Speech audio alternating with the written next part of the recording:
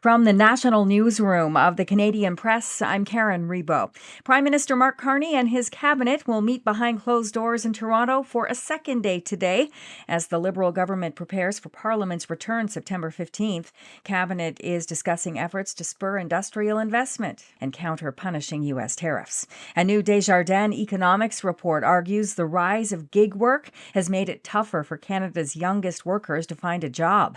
Economist Carrie Norman says many apps for gig work come with age restrictions that won't let anyone under 18 sign up.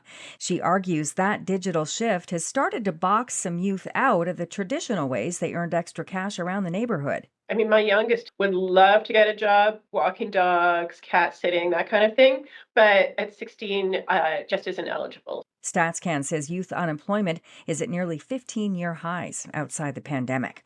A hike near a picturesque waterfall in southeastern British Columbia has claimed 2 lives and possibly a third.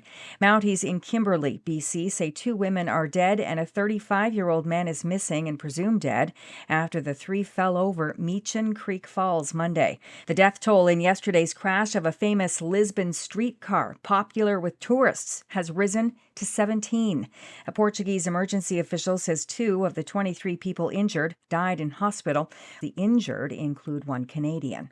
Another beluga whale and a harbor seal have died at Marineland in southern Ontario, and those deaths have caught the attention of Premier Doug Ford. The province said in mid-August that the deaths had occurred recently, but on different days. The beluga death marks the 20th whale to die at the Niagara Falls, Ontario tourist attraction since 2019. It is believed that 30 belugas remain at Marineland. Former Marineland trainer turned outspoken critic Phil Demers says the situation at the park is only getting worse and he wants the government to step in. With a recent call from Doug Ford, it has renewed a hope for me. Rob Westgate, the Canadian Press.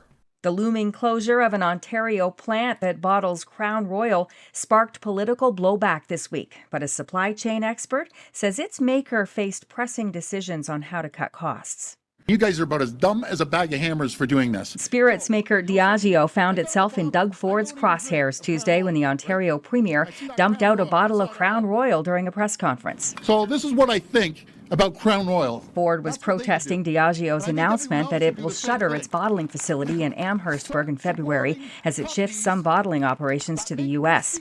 Ivy Business School professor Fraser Johnson says the company has been facing financial challenges from reduced sales due to the declining popularity of spirits. Diageo says it'll still have a Canadian footprint in the Greater Toronto area and in Manitoba and Quebec. And dim the lights. The 50th Toronto International Film Festival kicks off today with the world premiere of John Candy, I Like Me, a documentary celebrating the late Canadian comedian. This is the Canadian Press.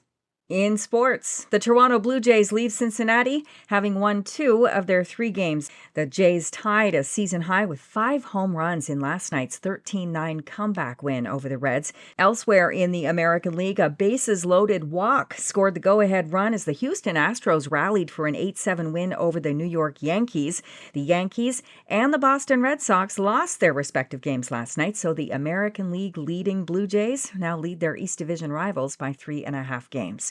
And in tennis, Canada's Felix Auger-Aliassime will meet world number 1 Jannik Sinner in the U.S. Open men's singles semifinal on Friday.